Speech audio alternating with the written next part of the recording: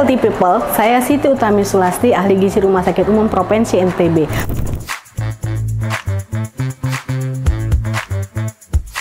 MPASI adalah makanan pendamping ASI, bukan pengganti ASI. Di usia 6 bulan, bayi sudah butuh makanan pendamping, tidak hanya ASI, karena kebutuhannya meningkat.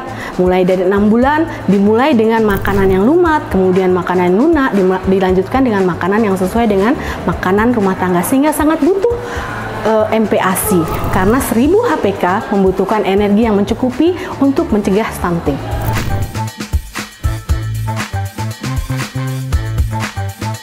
Prinsipnya MPASI diberikan dengan 4 prinsip dasar. Pertama, tepat waktu, adekuat, aman, dan bagaimana cara yang benar. Tepat waktu pemberian. Artinya MPASI dimulai dari umur 6 bulan. Jangan kurang atau lebih, karena kalau lebih dari 6 bulan maka akan terlambat untuk memulai makanan. Kemudian adekuat.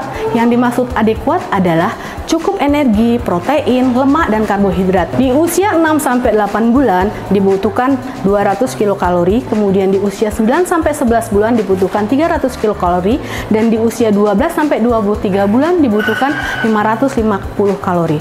Untuk tekstur yang baik di usia 6-8 bulan adalah tekstur yang kental, tidak encer tetapi kental. Kemudian di usia 9-11 bulan tekstur mulai kasar atau dicincang. Kemudian di usia 12-23 bulan teksturnya sudah menyerupai makanan keluarga. Kemudian berapa kali diberikan?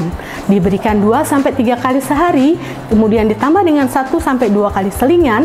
Seberapa banyak diberikan di usia 6-8 bulan? 2-3 sendok makan. Tidak boleh berlebih, tidak boleh gaspol, tetapi harus slow. Kita mulai dari sedikit dengan frekuensi yang pelan, kemudian bertahap. Di usia 9-11 bulan boleh diberikan 3-4 kali dalam sehari, kemudian ditambahkan 1-2 kali selingan. Berapa banyak diberikan? Boleh diberikan sampai dengan 300 ml dalam 1 hari. Kemudian di usia 12-23 bulan dengan tekstur yang lebih padat boleh diberikan dengan makanan rumahan. Berapa kali diberikan? 1-2 kali selingan atau makanan rumahan 2-3 kali. Prinsip selanjutnya adalah aman. Jadi MPASI harus aman, harus bersih, cara pengolahannya harus bersih, alat makannya. Kemudian yang terakhir adalah cara yang benar. Bagaimana cara yang benar? Dengan mengatur jadwal makan, tidak memaksakan anak untuk makan di saat bukan jadwal makan.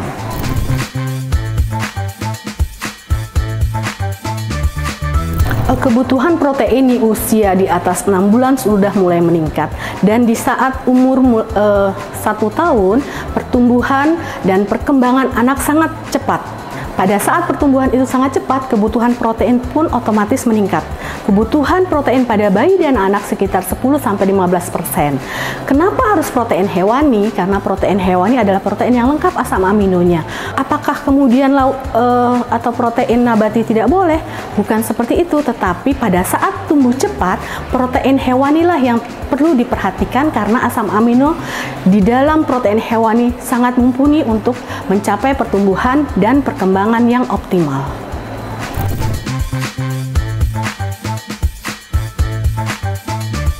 Banyak sekali sumber protein yang bisa kita peroleh di lingkungan kita sendiri. Protein hewani yang bisa kita dapatkan ada telur, daging sapi, daging ayam, ikan, baik ikan tawar maupun ikan laut. Selain itu apa lagi? Boleh juga kita memberikan hati sapi, hati ayam.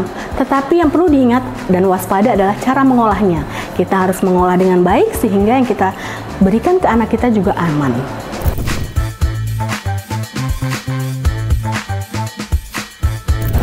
GTM terjadi karena beberapa sebab, diantaranya adalah karena prinsip dalam memberikan MPASI yang tidak benar, pemberian ASI yang terlalu dini, kemudian anak tidak tertarik dengan makanan atau menu yang kita siapkan, itu saja yang disiapkan, tidak ada variasi. Kemudian apa yang harus kita lakukan? Pertama, jangan memaksa anak.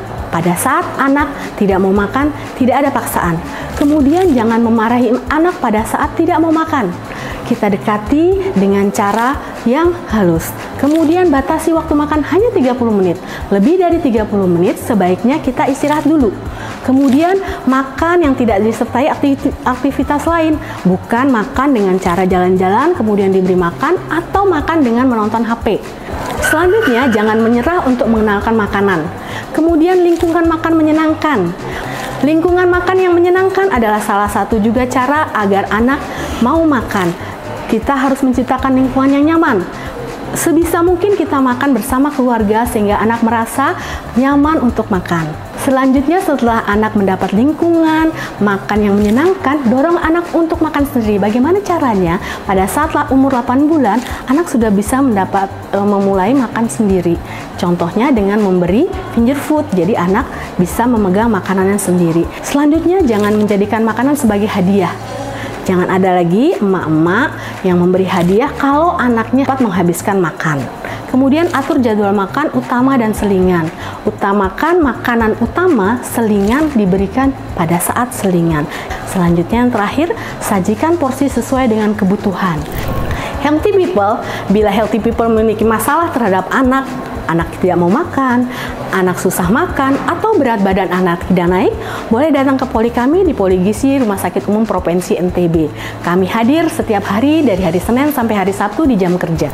Kami ahli gizi Rumah Sakit Umum Provinsi NTB mengucapkan selamat Hari Gizi ke-64 dengan tema MPASI Kaya Protein Hewani Cegah Stunting. Kita maju bersama untuk mencegah stunting di NTB.